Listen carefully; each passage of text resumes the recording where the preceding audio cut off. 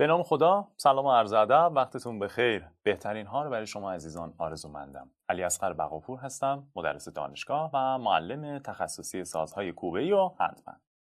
خیلیاتون از من سوال پرسیدین، گفتین که توی مطالبی که آموزش میدیم، مطالب تئوری رو هم حتما برامون دیگه جمع‌بندی کن، دیگه تموم بشه که به بهترین نحو اگر بعدها خواستیم آموزش بدیم بتونیم این مطالب رو به هنرجوامون و مخاطبینمون القا کنیم. خب از پایه شروع میکنم، مطالب رو مرور میکنیم، میریم جلو و بعدم میرسیم به قطعه های زیبایی که براتون نوشتم. مورد اول، وقتی که یک صدا تولید میشه از حالت سکون که الان هیچ صدایی نیست، وقتی ضربه میزنم به سازم، این تایم رو بهش میگیم اتک تایم، یعنی صدای من به پیک میرسه. پیک یعنی چی؟ یعنی قله، به حد اکثر خودش میرسه.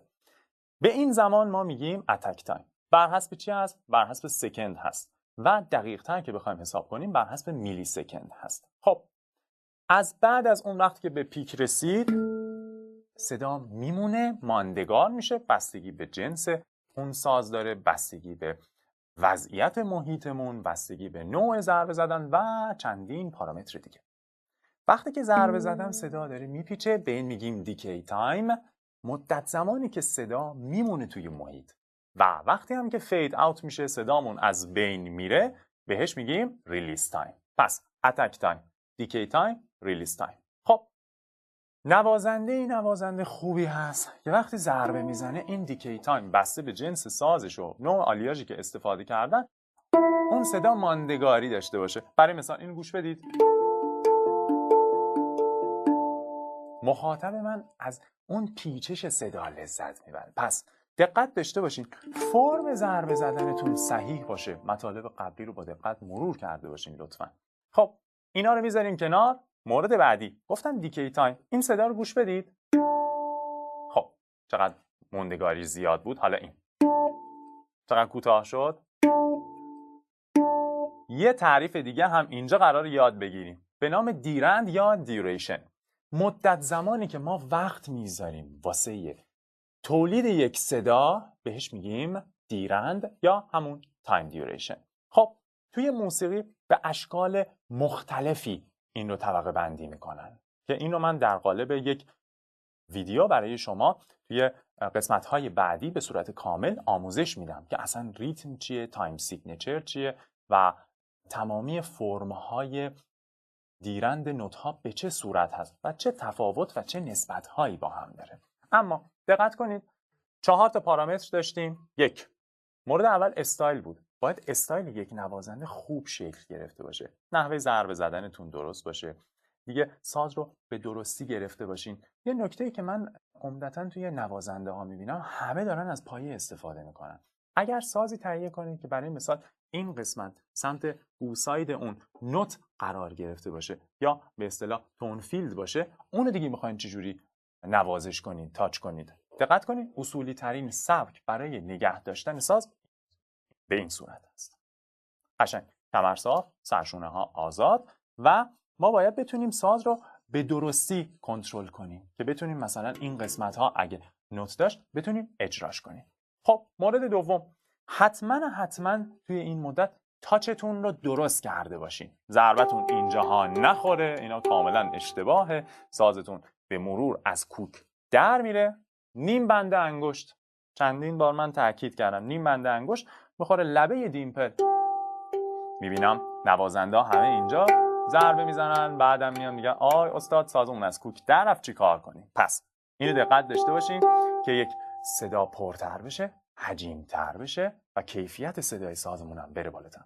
مورد دوم، دقت کنید وقتی من ضربه محکم به سازم میزنم،